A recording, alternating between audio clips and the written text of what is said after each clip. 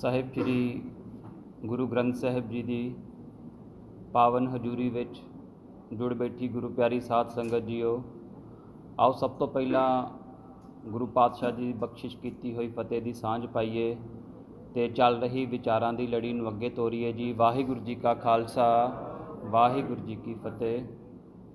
ਸਤਿਗੁਰ ਦੀ ਰਹਿਮਤ ਸਦਕਾ ਗੁਰਿਆਈ ਨਾਲ ਸੰਬੰਧਿਤ ਇੱਕ ਵਿਚਾਰਾਂ ਦੀ ਲੜੀ ਸ਼ੁਰੂ ਕੀਤੀ ਗਈ ਹੈ, ਜਿਸ ਦੇ ਵਿੱਚ ਗੁਰੂ ਨਾਨਕ ਪਾਤਸ਼ਾਹ ਤੋਂ ਗੁਰੂ ਗੋਬਿੰਦ ਸਿੰਘ ਪਾਤਸ਼ਾਹ ਤੱਕ ਤੇ ਫਿਰ ਸ਼੍ਰੀ ਗੁਰੂ ਗ੍ਰੰਥ ਸਾਹਿਬ ਤੱਕ ਜੋ ਗੁਰਿਆਈ ਦੀ ਬਖਸ਼ਿਸ਼ ਹੁੰਦੀ ਆ ਉਹਦੇ ਬਾਰੇ ਵਿਚਾਰਾਂ ਚੱਲ ਰਹੀਆਂ ਸਾਧ ਸੰਗਤ। ਤੇ ਪਿਛਲੇ ਦੋ ਵਿਚਾਰਾਂ ਦੇ ਵਿੱਚ ਗੁਰੂ ਨਾਨਕ ਪਾਤਸ਼ਾਹ ਬਾਰੇ ਤੇ ਭਾਈ ਲਹਿਣਾ ਤੋਂ ਗੁਰੂ ਅੰਗਦ ਪਾਤਸ਼ਾਹ ਤੱਕ ਦਾ ਜਿਹੜਾ ਸਫ਼ਰ ਸੀ ਕਿ ਗੁਰੂ ਨਾਨਕ ਪਾਤਸ਼ਾਹ ਨੂੰ ਉਸ ਅਕਾਲ ਪੁਰਖ ਦੇ ਦਰ ਤੋਂ ਗੁਰਿਆਈ ਦੀ ਬਖਸ਼ਿਸ਼ ਹੁੰਦੀ ਆ। ਪਰਮਾਤਮਾ ਆਪਣੀ ਜੋਤ ਗੁਰੂ ਨਾਨਕ ਪਾਤਸ਼ਾਹ 'ਚ ਟਿਕਾ ਕੇ ਤੇ ਇਸ ਧਰਤੀ ਦੇ ਉੱਤੇ ਉਹਨਾਂ ਨੂੰ ਮਾਨਵਤਾ ਦੇ ਭਲੇ ਲਈ ਭੇਜਦੇ ਨੇ। ਤੇ ਉਸ ਤੋਂ ਬਾਅਦ ਜਿਹੜੀ ਉਹ ਗੁਰਿਆਈ ਦੀ ਬਖਸ਼ਿਸ਼ ਆ, ਕਿਉਂਕਿ ਗੁਰੂ ਨਾਨਕ ਪਾਤਸ਼ਾਹ ਦਾ ਜਿਹੜਾ ਮਿਸ਼ਨ ਆ ਉਹ ਨਿਰੰਤਰ ਜਾਰੀ ਰਹਿਣਾ ਆ, ਉਹਦੇ ਵਿੱਚ ਖੜੌਤ ਨਹੀਂ ਹੈਗੀ, ਉਹਦੇ ਵਿੱਚ ਕੋਈ ਕੜੀ ਟੁੱਟੀ ਨਹੀਂ ਹੈਗੀ। ਤੇ ਉਦੋਂ ਤੋਂ ਲੈ ਕੇ ਅੱਜ ਤੱਕ ਉਹ ਬਾਣੀ ਦਾ ਪ੍ਰਵਾਹ, ਉਹ ਸ਼ਬਦ ਦੀ ਗੂੰਜ ਜਿਹੜੀ ਹੈਗੀ ਆ ਉਹ ਹਮੇਸ਼ਾ ਅਨੰਤ ਯੁੱਗ ਤੱਕ ਜਿਹੜੀ ਆ ਉਹ ਚੱਲਦੀ ਰਹਿਣੀ ਹੈਗੀ। ਤੇ ਅੱਜ ਦੀ ਜਿਹੜੀ ਇਹ ਵਿਚਾਰ ਹੈਗੀ ਆ, ਇਹ ਬਾਬਾ ਅਮਰਦਾਸ ਤੋਂ ਗੁਰੂ ਅਮਰਦਾਸ ਤੱਕ ਦਾ ਜਿਹੜਾ ਸਫ਼ਰ ਆ, ਤੀਜੇ ਪਾਤਸ਼ਾਹ ਦਾ, ਤੀਜੇ ਨਾਨਕ ਦਾ। ਤੇ ਅੱਜ ਦੇ ਇਸ ਵਿਚਾਰ ਦੇ ਵਿੱਚ ਅਸੀਂ ਗੁਰੂ ਪਾਤਸ਼ਾਹ ਦਾ ਜਿਹੜਾ ਪਹਿਲਾ ਜੀਵਨ ਹੈਗਾ ਆ, ਜਦੋਂ ਤੱਕ ਉਹ ਭਾਈ ਲਹਿਣਾ ਜੀ ਦੀ ਗੁਰੂ ਅੰਗਦ ਪਾਤਸ਼ਾਹ ਦੀ ਸ਼ਰਨ ਦੇ ਵਿੱਚ ਨਹੀਂ ਆਉਂਦੇ, ਉਸ ਦੇ ਬਾਰੇ ਥੋੜ੍ਹੀ ਵਿਚਾਰ ਕਰਾਂਗੇ।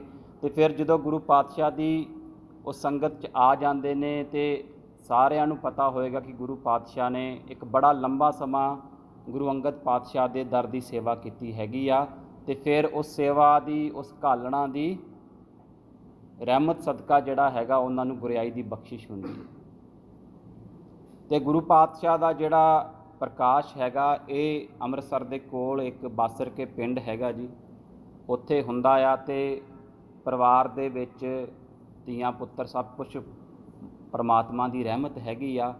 ਤੇ ਜ਼ਿੰਦਗੀ ਦਾ ਜਿਹੜਾ ਇੱਕ ਆਪਣੀਆਂ ਪਰਿਵਾਰਿਕ ਜ਼ਿੰਮੇਵਾਰੀਆਂ ਪੂਰੀਆਂ ਕਰਨ ਤੋਂ ਬਾਅਦ, ਕਿਉਂਕਿ ਉਹਨਾਂ ਦਾ ਜਿਹੜਾ ਪਿਛੋਕੜ ਹੈਗਾ ਪਹਿਲਾਂ ਵੈਦਿਕ ਮਤ ਨਾਲ ਹੈਗਾ, ਹਿੰਦੂ ਧਰਮ ਦੇ ਨਾਲ ਹੈਗਾ ਆ, ਤੇ ਉਹ ਉਸ ਧਰਮ ਦੇ ਅਨੁਸਾਰ ਜਿਹੜਾ ਆਪਣਾ ਧਾਰਮਿਕ ਜੀਵਨ ਹੈ ਉਹ ਸ਼ੁਰੂ ਕਰਦੇ ਨੇ। ਤੇ ਹਰ ਸਾਲ ਜਿਹੜਾ ਹੈਗਾ ਆ ਉਹ ਗੰਗਾ ਦੇ ਦਰਸ਼ਨਾਂ ਲਈ ਜਾਂਦੇ ਹੁੰਦੇ ਸੀ। ਤਕਰੀਬਨ ਉੱਥੇ 6-6 ਮਹੀਨੇ ਰਹਿ ਕੇ ਜਿਹੜੇ ਕਰਮ ਕਾਂਡ ਹੁੰਦੇ ਸੀ ਉੱਥੇ ਉਹ ਪੂਰੇ ਕਰਦੇ ਹੁੰਦੇ ਸੀ।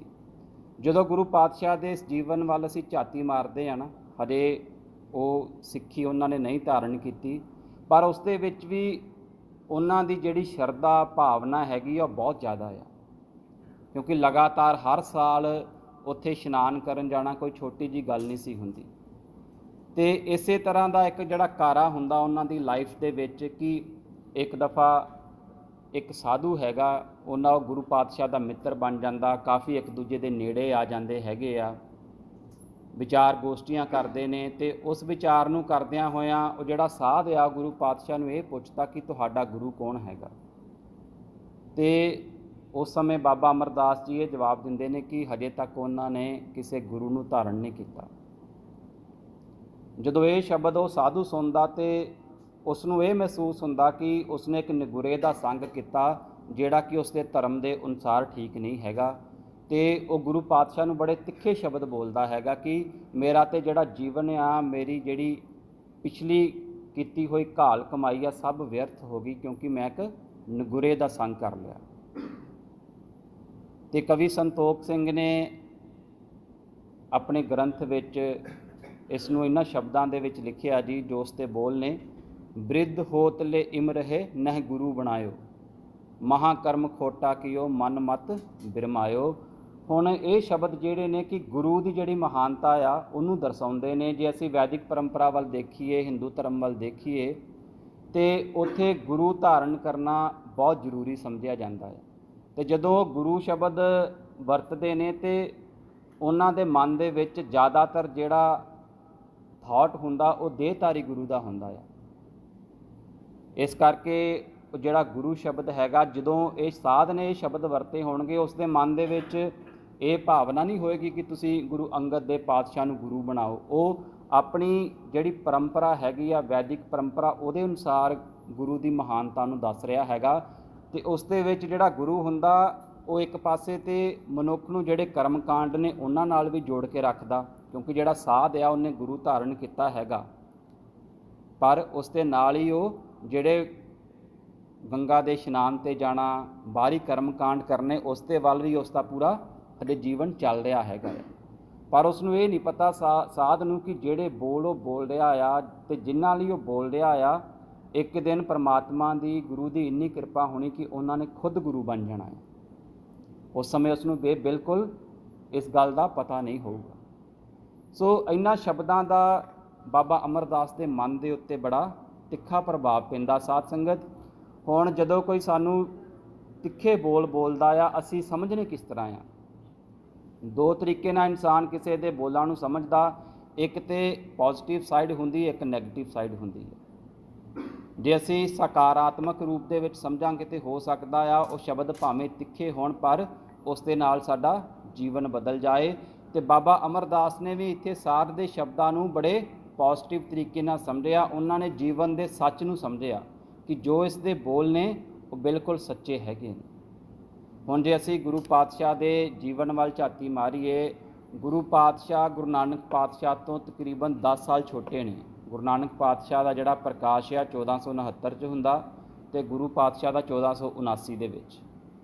ਪਰ ਬਾਬਾ ਅਮਰਦਾਸ ਦਾ ਮਿਲਾਪ ਗੁਰੂ ਨਾਨਕ ਪਾਤਸ਼ਾਹ ਨਾਲ ਨਹੀਂ ਹੋਇਆ। ਇਹ ਵੀ ਇਤਿਹਾਸ ਅਸੀਂ ਜਾਣਦੇ ਹੈਗੇ ਹੋ, ਕਿਉਂਕਿ ਸਤਿਗੁਰ ਨੇ ਜਿਹੜੀ ਇੱਕ ਦੈਵੀ ਖੇਡ ਚੱਲ ਰਹੀ ਆ ਉਹਦੇ ਵਿੱਚ ਹਰ ਸਮੇਂ ਦਾ ਜਿਹੜਾ ਮਿੱਥਿਆ ਜਾਣਾ ਪਹਿਲਾਂ ਨਿਰਧਾਰਿਤ ਹੁੰਦਾ ਹੈ।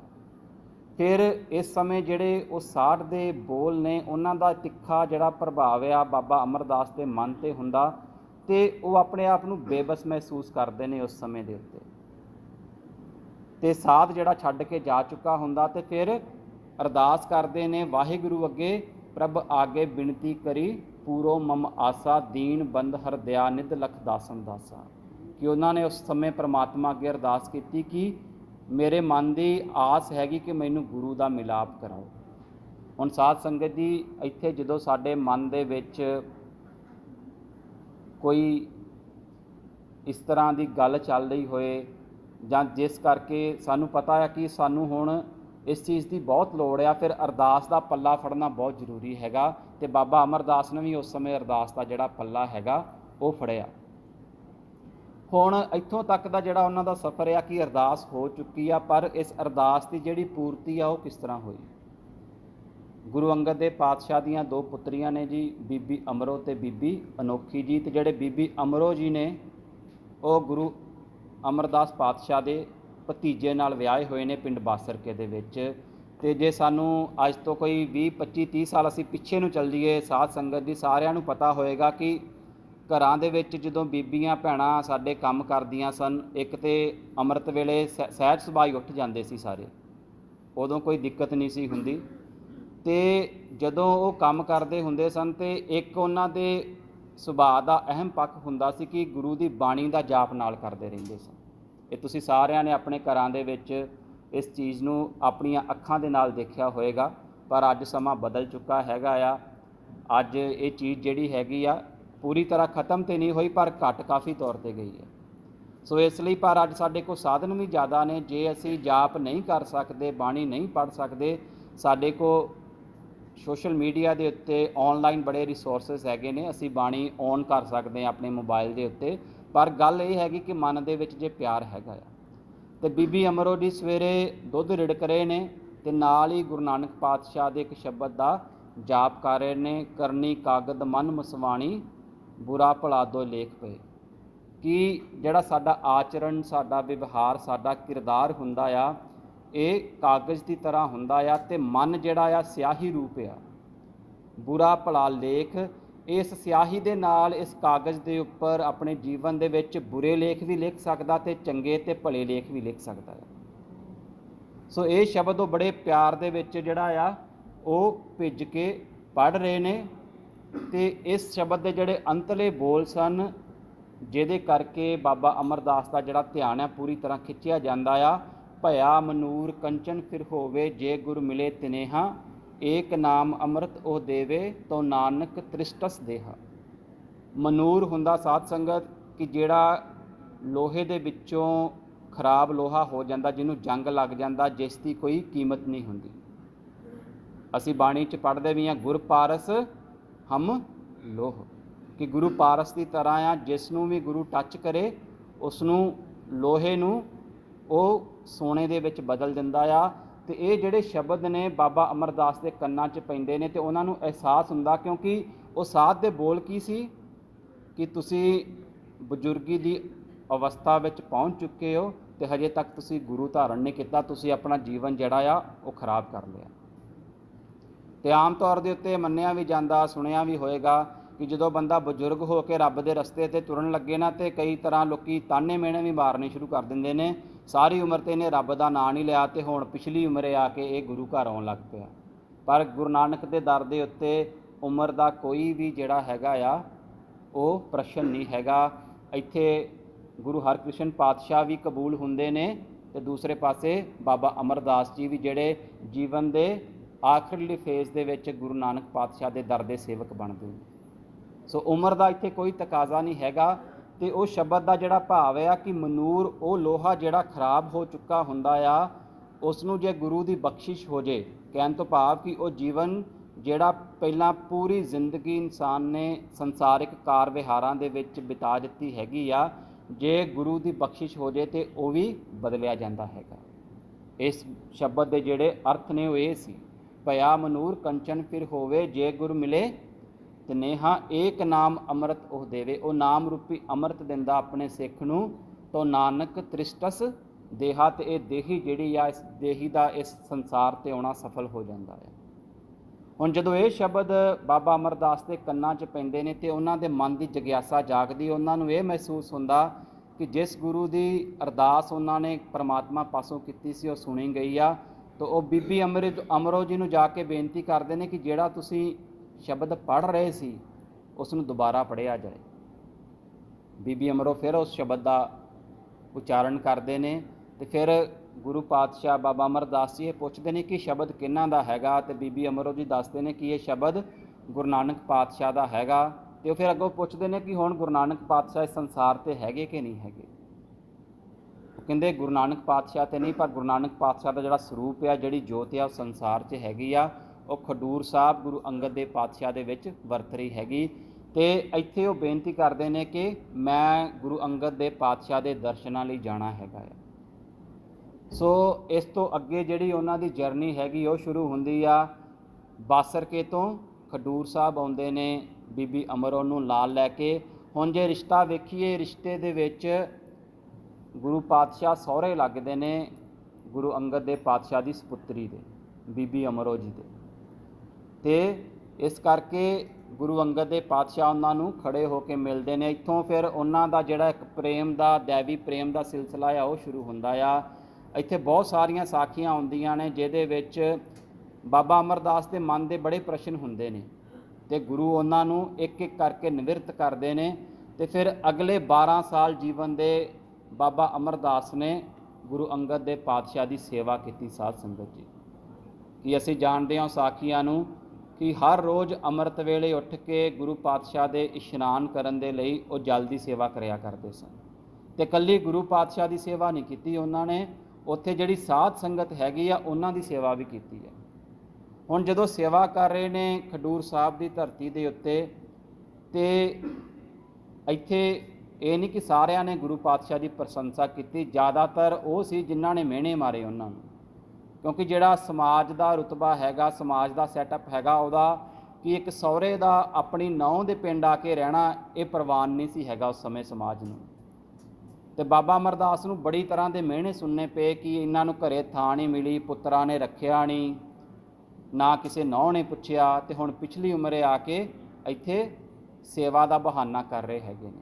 ਇਹ ਬਹੁਤ ਸਾਰੀਆਂ ਗੱਲਾਂ ਜਿਹੜੀਆਂ ਸਮਾਜ ਨੇ ਕੀਤੀਆਂ, ਅਤੇ ਸਾਧ ਸੰਗਤ ਸਾਨੂੰ ਸਿੱਖਣ ਦੀ ਲੋੜ ਆ ਕਿ ਜਿਸ ਤਰ੍ਹਾਂ ਗੁਰੂ ਪਾਤਸ਼ਾਹ ਨੇ ਉਹਨਾਂ ਚੀਜ਼ਾਂ ਵੱਲ ਬਿਲਕੁਲ ਧਿਆਨ ਨਹੀਂ ਧਰਿਆ, ਉਹਨਾਂ ਦਾ ਮਨ ਨਹੀਂ ਡੋਲਿਆ, ਉਹਨਾਂ ਨੇ ਇਹ ਨਹੀਂ ਵੇਖਿਆ ਕਿ ਸਮਾਜ ਦੇ ਲੋਕ ਕੀ ਕਹਿ ਰਹੇ ਨੇ, ਉਹਨਾਂ ਨੇ ਸਿਰਫ ਇਹ ਦੇਖਿਆ ਕਿ ਮੈਂ ਕੀ ਕਰਨਾ ਆ, ਮੇਰੇ ਗੁਰੂ ਦੀ ਸੇਵਾ ਜਿਹੜੀ ਆ ਉਹ ਜ਼ਿਆਦਾ ਮਹਾਨ ਆ।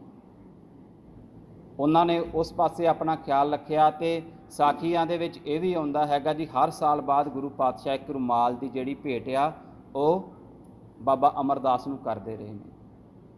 ਸੋ ਇੱਥੇ ਘਾਲਣ ਤੋਂ ਬਾਅਦ ਫਿਰ ਗੁਰੂ ਪਾਤਸ਼ਾਹ ਆਦੇਸ਼ ਦਿੰਦੇ ਨੇ ਕਿ ਤੁਸੀਂ ਜਾ ਕੇ ਜਿਹੜਾ ਲਾਗੇ ਗੋਇੰਦਵਾਲ ਸਾਹਿਬ ਇੱਕ ਜਿਹੜਾ ਅੱਜ ਵਸਿਆ ਹੈਗਾ, ਕਿ ਇੱਕ ਭਾਈ ਗੋਂਦਾ ਮਰਵਾਹ ਹੈਗਾ, ਉਹਨੇ ਬੇਨਤੀ ਕੀਤੀ ਸੀ ਗੁਰੂ ਅੰਗਦ ਦੇਵ ਪਾਤਸ਼ਾਹ ਨੂੰ ਕਿ ਤੁਸੀਂ ਇੱਕ ਨਗਰ ਵਸਾਓ ਨਵਾਂ। ਅਤੇ ਇਸ ਨਵੇਂ ਨਗਰ ਦੀ ਜਿਹੜੀ ਜ਼ਿੰਮੇਵਾਰੀ ਹੈਗੀ ਸਾਧ ਸੰਗਤ ਜੀ, ਇਹ ਵੀ ਬਾਬਾ ਅਮਰਦਾਸ ਨੂੰ ਸੌਂਪੀ ਜਾਂਦੀ ਹੈਗੀ ਹੈ। ਹੁਣ ਜਦੋਂ ਖਡੂਰ ਸਾਹਿਬ ਛੱਡ ਕੇ ਬਾਬਾ ਅਮਰਦਾਸ ਗੋਇੰਦਵਾਲ ਸਾਹਿਬ ਵਸਾਉਣ ਚਲੇ ਜਾਂਦੇ ਨੇ, ਅਤੇ ਉਹਨਾਂ ਦੇ ਮਨ ਦੇ ਵਿੱਚ ਗੁਰੂ ਦੇ ਪ੍ਰਤੀ ਜਿਹੜਾ ਵਿਛੋੜਾ ਆ ਉਹਦਾ ਬੈਰਾਗ ਬਹੁਤ ਜ਼ਿਆਦਾ ਹੈ। ਅਸੀਂ ਜਦੋਂ ਸਾਖੀਆਂ ਪੜ੍ਹਦੇ ਹਾਂ ਉਹਦਾ ਪਤਾ ਚੱਲਦਾ ਹੈਗਾ ਕਿ ਉਹ ਗੁਰੂ ਤੋਂ ਦੂਰ ਤੇ ਨਹੀਂ ਜਾਣਾ ਚਾਹੁੰਦੇ, ਪਰ ਨਾਲ ਦੀ ਨਾਲ ਗੁਰੂ ਦਾ ਜਿਹੜਾ ਹੁਕਮ ਹੈਗਾ ਉਸ ਨੂੰ ਨਾਮ ਨਹੀਂ ਕਰਨੀ ਚਾਹੁੰਦੇ। ਇਸ ਲਈ ਗੁਰੂ ਦਾ ਹੁਕਮ ਨੂੰ ਮੰਨਦਿਆਂ ਹੋਇਆਂ ਜਿਹੜਾ ਗੋਇੰਦਵਾਲ ਸਾਹਿਬ ਨਗਰ ਹੈਗਾ, ਅੱਜ ਇਹ ਬਹੁਤ ਵੱਡਾ ਨਗਰ ਹੋ ਚੁੱਕਾ ਆ, ਅਤੇ ਇਸ ਦਾ ਜਿਹੜਾ ਕਾਰਜ ਹੈਗਾ ਵਸਾਉਣ ਦਾ, ਇਹ ਬਾਬਾ ਅਮਰਦਾਸ ਨੇ ਸ਼ੁਰੂ ਕਰ ਦਿੱਤਾ ਸੀ ਗੁਰੂ ਅੰਗਦ ਦੇਵ ਪਾਤਸ਼ਾਹ ਦੇ ਹੁਕਮ ਅਨੁਸਾਰ। ਫਿਰ ਉਹਨਾਂ ਨੇ ਆਪਣਾ ਪਰਿਵਾਰ, ਧੀਆਂ ਜਵਾਈ ਜਿਹੜੇ ਪੁੱਤਰ ਹੈਗੇ ਨੇ, ਉਹ ਵੀ ਇੱਥੇ ਲਿਆ ਕੇ ਸਾਰੇ ਵਸਾ ਦਿੱਤੇ ਸਨ। ਸੋ ਇਹ ਸਾਰਾ ਜਦੋਂ ਦੈਵੀ ਵਰਤਾਰਾ ਵਰਤ ਰਿਹਾ ਹੈਗਾ ਆ, ਅਤੇ ਇਸ ਵਰਤਾਰੇ ਦੇ ਵਿੱਚ ਸਾਧ ਸੰਗਤ ਜੀ ਉਹਨਾਂ ਨੂੰ ਗੁਰਿਆਈ ਦੀ ਬਖਸ਼ਿਸ਼ ਹੁੰਦੀ ਆ। ਜਿਵੇਂ ਅਸੀਂ ਹੁਣੇ ਇਹ ਸਲਾਈਡ ਦੇਖੀ ਸੀ ਕਿ 12 ਸਾਲ ਦੀ ਜਿਹੜੀ ਸੇਵਾ ਹੈਗੀ ਆ, ਉਹ ਕਰਨ ਤੋਂ ਬਾਅਦ ਫਿਰ ਇੱਕ ਦਿਨ ਇਸ ਤਰ੍ਹਾਂ ਦਾ ਹੁੰਦਾ ਕਿ ਰਾਤ ਨੂੰ ਸਰਦੀਆਂ ਦਾ ਮੌਸਮ ਹੈਗਾ ਅਤੇ ਮੀਂਹ ਪੈ ਰਿਹਾ, ਅਤੇ ਗੁਰੂ ਅੰਗਦ ਬਾਬਾ ਅਮਰਦਾਸ ਜੀ ਜਿਹੜੇ ਨੇ ਉਹ ਜਲ ਦੀ ਸੇਵਾ ਕਰ ਰਹੇ ਨੇ, ਅਤੇ ਉਹਨਾਂ ਦਾ ਜਿਹੜਾ ਪੈਰ ਹੈਗਾ ਇੱਕ ਕਿੱਲੇ ਨਾਲ ਅੜਕ ਕੇ ਅਤੇ ਉਹ ਡਿੱਗਣ ਦੀ ਆਵਾਜ਼ ਆਉਂਦੀ ਆ ਕੁਛ। ਅਤੇ ਜਦੋਂ ਇੱਕ ਜੁਲਾਹਾ ਅਤੇ ਜੁਲਾਹੀ ਜੋ ਸਾਖੀਕਾਰ ਲਿਖਦੇ ਨੇ ਕਿ ਜਿਨ੍ਹਾਂ ਦੀ ਝੌਂਪੜੀ ਦੇ ਲਾਗੋਂ ਗੁਜ਼ਰ ਰਹੇ ਸਨ, ਜਦੋਂ ਪੁੱਛਦੇ ਆ ਕਿ ਕੌਣ ਹੋਏਗਾ, ਅਤੇ ਅੰਦਰੋਂ ਆਵਾਜ਼ ਆਉਂਦੀ ਆ ਕਿ ਇਸ ਵੇਲੇ ਤਾਂ ਨਿਥਾਵਾਂ ਜਿਹੜਾ ਅਮਰੂ ਆ ਉਹੀ ਹੋ ਸਕਦਾ।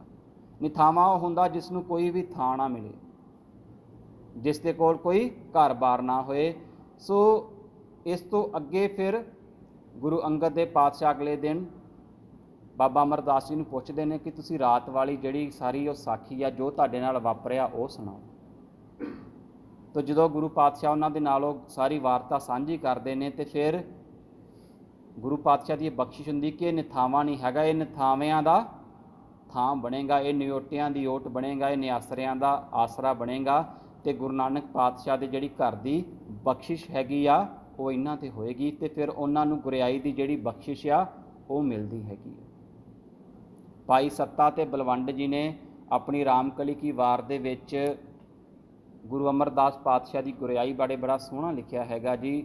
ਉਹਨਾਂ ਦੇ ਬਚਨ ਨੇ, ਸੋ ਟਿੱਕਾ ਸੋ ਬਹਿਣਾ ਸੋਈ ਦੀ ਬਾਣ, ਪਿਓ ਦਾਦੇ ਜਵੇਹਾ ਪੋਤਾ ਪ੍ਰਵਾਨ।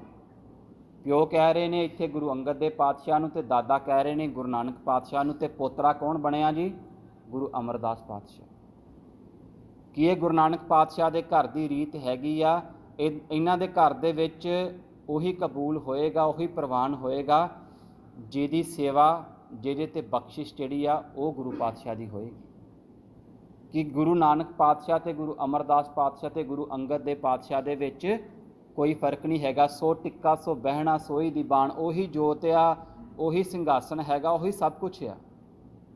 ਅਤੇ ਇਸ ਤਰ੍ਹਾਂ ਗੁਰੂ ਅਮਰਦਾਸ ਪਾਤਸ਼ਾਹ ਜਿਹੜੇ ਨੇ ਉਹ ਗੁਰੂ ਨਾਨਕ ਪਾਤਸ਼ਾਹ ਦੇ ਦਰ 'ਤੇ ਕਬੂਲ ਹੁੰਦੇ ਨੇ, ਅਤੇ ਗੁਰੂ ਅੰਗਦ ਦੇਵ ਪਾਤਸ਼ਾਹ ਤੋਂ ਬਾਅਦ ਫਿਰ ਜਿਹੜੀ ਉਹਨਾਂ ਨੂੰ ਗੁਰਿਆਈ ਦੀ ਬਖਸ਼ਿਸ਼ ਆ ਉਹ ਮਿਲਦੀ ਹੈਗੀ। ਸਾਧ ਸੰਗਤ, ਜਦੋਂ ਅਸੀਂ ਗੁਰੂ ਪਾਤਸ਼ਾਹ ਦਾ ਗੁਰਿਆਈ ਨਾਲ ਸੰਬੰਧਿਤ ਦੇ ਜੀਵਨ ਪੜ੍ਹਦੇ ਹਾਂ, ਅਤੇ ਇਹਦੇ ਵਿੱਚ 2-3 ਗੱਲਾਂ ਬੜੀਆਂ ਅਹਿਮ ਹੈਗੀਆਂ ਨੇ। ਪਹਿਲੀ ਗੱਲ ਕਿ ਸਿੱਖੀ ਦੇ ਵਿੱਚ ਉਮਰ ਦਾ ਕੋਈ ਤਕਾਜ਼ਾ ਨਹੀਂ ਹੈਗਾ। ਅਸੀਂ ਇਹ ਨਹੀਂ ਕਹਿ ਸਕਦੇ ਕਿ ਇਹ ਬੱਚਾ ਆ, ਇਹ ਜਵਾਨ ਆ, ਅਤੇ ਇਹ ਗੁਰੂ ਘਰ ਦੇ ਵਿੱਚ ਹਜੇ ਨਹੀਂ ਆ ਸਕਦਾ, ਜਾਂ ਬਜ਼ੁਰਗ ਹੋ ਚੁੱਕਾ। ਇਹ ਗੁਰੂ ਦੀ ਬਖਸ਼ਿਸ਼ ਦਾ ਦਰ ਆ। ਇਹ ਬਖਸ਼ਿਸ਼ ਕਦੋਂ ਹੋਣੀ ਆ, ਇਸ ਬਾਰੇ ਅਸੀਂ ਕੁਝ ਨਹੀਂ ਕਹਿ ਸਕਦੇ। ਫਿਰ ਦੂਸਰੀ ਜਿਹੜੀ ਗੱਲ ਆ ਕਿ ਕਿਸੇ ਦੇ ਕਹੇ ਹੋਏ ਤਿੱਖੇ ਬੋਲਾਂ ਨੂੰ ਅਸੀਂ ਕਿਸ ਤਰ੍ਹਾਂ ਸਮਝਣਾ ਜ਼ਿੰਦਗੀ ਦੇ ਵਿੱਚ। ਜੇ ਬਾਬਾ ਅਮਰਦਾਸ ਨੇ ਉਦੋਂ ਗੁੱਸਾ ਕੀਤਾ ਹੁੰਦਾ ਸਾਧ ਦੇ ਬੋਲਾਂ ਦਾ, ਤਾਂ ਫਿਰ ਕਿ ਮੈਂ ਤਾਂ ਇੱਕ ਸੱਚਾ ਹਿੰਦੂ ਹੈਗਾ, ਮੈਂ ਤਾਂ ਜੋ ਕਰਮ ਕਾਂਡ ਅਨੁਸਾਰ ਦੱਸਿਆ ਗਿਆ ਉਹਨੂੰ ਪੂਰਾ ਕਰ ਰਿਹਾ, ਤੁਸੀਂ ਮੈਨੂੰ ਇਹ ਗੱਲ ਕਿੱਦਾਂ ਕਹਿ ਸਕਦੇ ਹੋ? ਉਹਨਾਂ ਨੇ ਬੜੇ ਪੋਜ਼ਿਟਿਵ ਤਰੀਕੇ ਦੇ ਨਾਲ ਉਹਨਾਂ ਤਿੱਖੇ ਬੋਲਾਂ ਨੂੰ ਸਮਝਿਆ, ਤੇ ਤੀਸਰਾ ਜਦੋਂ ਬੇਬਸ ਹੋ ਜਾਈਏ ਤੇ ਉਦੋਂ ਅਰਦਾਸ ਦਾ ਪੱਲਾ ਫੜਨਾ ਹੈਗਾ।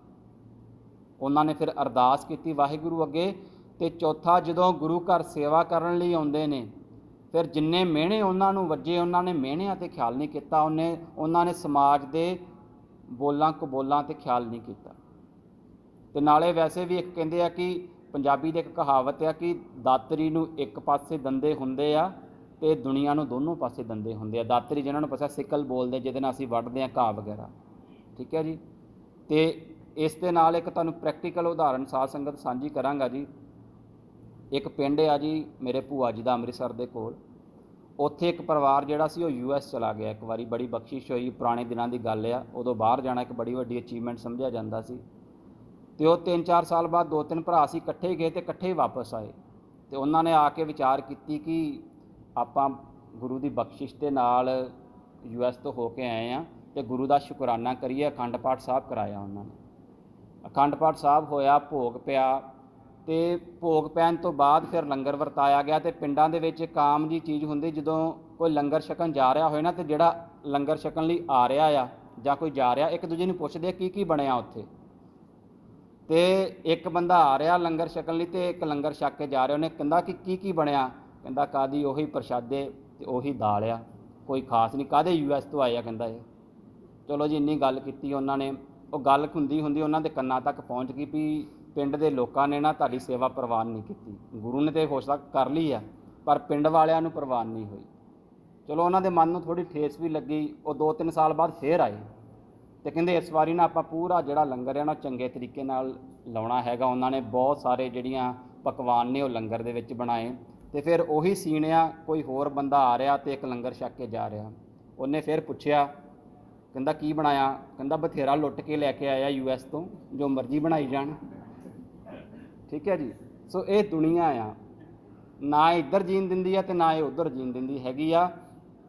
ਉਸ ਸਮੇਂ ਉੱਤੇ ਜੇ ਬਾਬਾ ਅਮਰਦਾਸ ਨੇ ਉਹਨਾਂ ਬਚਨਾਂ ਦੀ ਪਰਵਾਹ ਕੀਤੀ ਹੁੰਦੀ ਤੇ ਉਹਨਾਂ ਦੀ ਸੇਵਾ ਕਬੂਲ ਨਹੀਂ ਸੀ ਹੋਣੀ।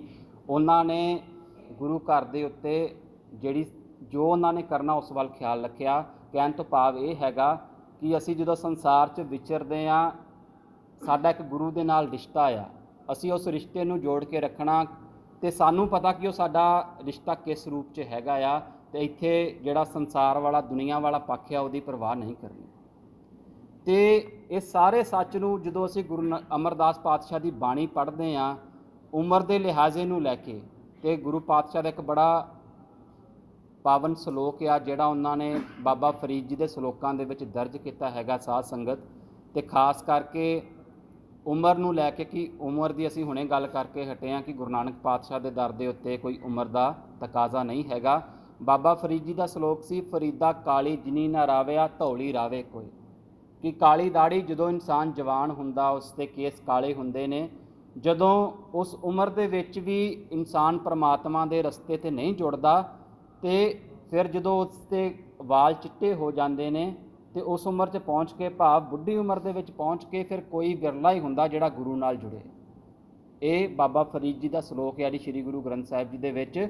ਕਰ ਸਾਈਂ ਸਿਉ ਪਿਰਹੜੀ ਰੰਗ ਨਵੇਲਾ ਹੋਏ। ਕਿ ਤੂੰ ਜਿਹੜੀ ਪ੍ਰੀਤ ਆ ਨਾ ਪਰਮਾਤਮਾ ਦੇ ਨਾਲ, ਉਹ ਜਿੰਨੀ ਜਲਦੀ ਹੋ ਸਕਦਾ, ਜਿੰਨੀ ਜਵਾਨੀ ਦੇ ਵਿੱਚ, ਜਿੰਨੀ ਘੱਟ ਉਮਰ ਦੇ ਵਿੱਚ ਪਾਲੇਗਾ ਓਨੀ ਚੰਗੀ ਹੈਗੀ ਹੈ। ਹੁਣ ਇਹ ਬਾਬਾ ਫਰੀਦ ਜੀ ਦਾ ਇੱਕ ਸਲੋਕ ਹੈਗਾ ਆ, ਬਾਬਾ ਫਰੀਦ ਜੀ ਦਾ ਇੱਕ ਵਿਚਾਰ ਆ। ਹੁਣ ਜਦੋਂ ਇਹ ਸਲੋਕ ਗੁਰੂ ਅਮਰਦਾਸ ਪਾਤਸ਼ਾਹ ਨੇ ਪੜ੍ਹਿਆ ਤੇ ਉਹਨਾਂ ਨੇ ਫਿਰ ਇਸ ਸਲੋਕ ਦੀ ਵਿਆਖਿਆ ਕੀਤੀ ਬਾਣੀ ਦੇ ਵਿੱਚ। ਜਿਹੜੇ ਬਾਣੀ ਪੜ੍ਹਦੇ ਹੋਣਗੇ ਉਹਨਾਂ ਨੂੰ ਇਸ ਸਲੋਕ ਦਾ ਚੰਗੀ ਤਰ੍ਹਾਂ ਪਤਾ ਹੋਏਗਾ। ਤੇ ਗੁਰੂ ਅਮਰਦਾਸ ਪਾਤਸ਼ਾਹ ਨੇ ਮਹੱਲਾ ਤੀਜਾ ਦੇ ਨਾਂ ਦੇ ਉੱਤੇ ਸਲੋਕ ਲਿਖਿਆ ਜੀ, ਫਰੀਦਾ ਕਾਲੀ ਧੌਲੀ ਸਾਹਿਬ ਸਦਾ ਹੈ ਜੇ ਕੋ ਚਿੱਤ ਕਰੇ। ਜੇ ਕੋਈ ਆਪਣਾ ਚਿੱਤ ਪਰਮਾਤਮਾ 'ਚ ਜੋੜ ਲੈਣਾ, ਭਾਵੇਂ ਦਾੜੀ ਕਾਲੀ ਹੋਏ ਤੇ ਭਾਵੇਂ ਚਿੱਟੀ ਹੋਏ, ਭਾਵੇਂ ਇਨਸਾਨ ਜਵਾਨ ਹੋਏ ਤੇ ਭਾਵੇਂ ਬਜ਼ੁਰਗ ਹੋਏ, ਉਹ ਗੁਰੂ ਘਰ ਦੇ ਵਿੱਚ ਪ੍ਰਵਾਨ ਹੋ ਜਾਂਦਾ ਆ। ਆਪਣਾ ਲਾਇਆ ਪਿਰਮ ਨਾ ਲੱਗੇ ਜੇ ਲੋਚੇ ਸਭ ਕੋਈ। ਹੁਣ ਇਹ ਬੜੀ ਵੱਡੀ ਗੱਲ ਆ, ਜਿਸ ਨੂੰ ਇਸ ਗੱਲ ਦਾ, ਇਸ ਬਾਣੀ ਦੀ ਪੰਕਤੀ ਦਾ ਭਾਵ ਸਮਝ ਆ ਕੇ ਜਿਸ ਨੇ ਮਨ 'ਚ ਵਸਾ ਲਿਆ, ਉਸ ਨੂੰ ਇਹ ਪਤਾ ਚੱਲ ਗਿਆ ਕਿ ਗੁਰੂ ਨਾਨਕ ਪਾਤਸ਼ਾਹ ਦਾ ਜਿਹੜਾ ਦਰ ਆ ਉਹ ਕਿਰਪਾ ਦਾ ਦਰ ਆ। ਇੱਥੇ ਜ਼ੋਰ ਨਾ ਜੁਗਤੀ ਛੁੱਟੇ ਸੰਸਾਰ, ਕਿ ਜ਼ੋਰ ਵਾਲਾ ਦਰ ਨਹੀਂ ਹੈਗਾ। ਜਿਵੇਂ ਜੋਗੀਆਂ ਦੇ ਵਿੱਚ ਇਹ ਚੀਜ਼ ਆ ਕਿ ਉਹ ਜੋ ਕੁਝ ਵੀ ਪ੍ਰਾਪਤ ਕਰਨਾ ਚਾਹੁੰਦੇ ਨੇ, ਉਹ ਦੇਹੀ ਦੇ ਜਿਹੜੇ ਆਸਨ ਨੇ ਉਸ ਦੇ ਰਾਹੀਂ ਪ੍ਰਾਪਤ ਕਰਨਾ ਚਾਹੁੰਦੇ ਨੇ, ਉਹਦੇ ਵਿੱਚ ਕਿਰਪਾ, ਉਹਦੇ ਵਿੱਚ ਨਦਰ ਨਹੀਂ ਹੈਗੀ। ਪਰ ਆਪਣਾ ਲਾਇਆ ਪਿਰਮ ਨਾ ਲੱਗੇ ਜੇ ਲੋਚੇ ਸਭ ਕੋਈ। ਅਸੀਂ ਜਿੰਨੇ ਵੀ ਇੱਥੇ ਬੈਠੇ ਹਾਂ, ਠੀਕ ਆ, ਸਾਨੂੰ ਇਹ ਮਹਿਸੂਸ ਹੁੰਦਾ ਕਿ ਅੱਜ ਮੈਂ ਸਵੇਰੇ ਉੱਠ ਕੇ ਇਸ਼ਨਾਨ ਕੀਤਾ, ਫਿਰ ਅਸੀਂ ਗੱਡੀਆਂ ਲਈਆਂ ਜਾਂ ਪਬਲਿਕ ਟਰਾਂਸਪੋਰਟ ਲੈ ਕੇ ਅਸੀਂ ਗੁਰੂ ਘਰ ਤੱਕ ਪਹੁੰਚੇ। ਪਰ ਜੇ ਗੁਰੂ ਦੀ ਬਖਸ਼ਿਸ਼ ਨਾ ਹੋਏ ਸਾਧ ਸੰਗਤ ਜੀ, ਤੁਸੀਂ ਉਹ ਦਿਨ ਯਾਦ ਕਰਨਾ ਜਦੋਂ ਕਰੋਨਾ ਆਇਆ ਸੀ।